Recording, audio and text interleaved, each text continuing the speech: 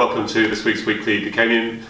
Just three main themes today. One is to think about our academic situation for this time of year. The second is just a reminder about holiday times for the end of this term, beginning of next term, and then just a few events you might want to look out for, both to talk to your young people about, but also maybe to come along to if you're available.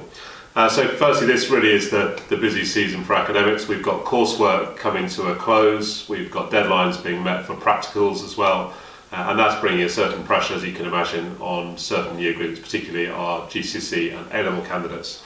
We've also got courses coming to an end and revision processes starting in a number of subjects. Academic clinics seem to be happening everywhere at all times in every available space and time.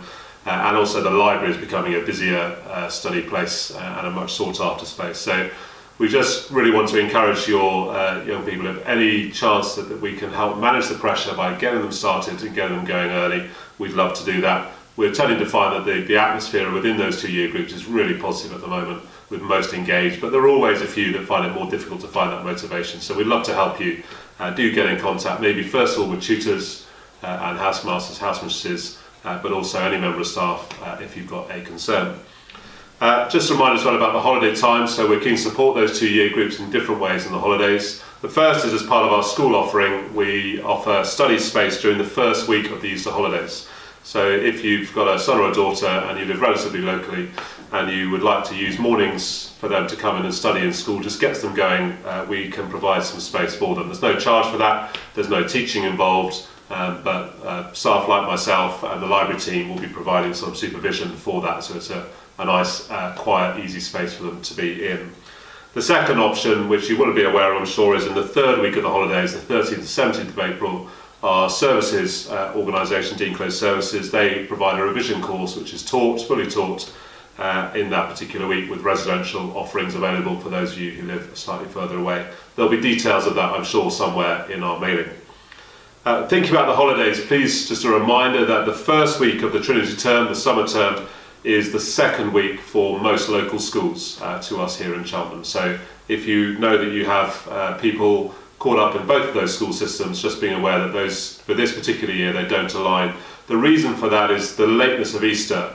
We just felt we needed to come back earlier than we normally would in order to be able to give a run-up time to the summer exams. Otherwise it was just too tight and we'd have only maybe had a week before those exams started properly. So just please be aware of that slight change to our normal rhythm, even if the dates shift, of course, around Easter.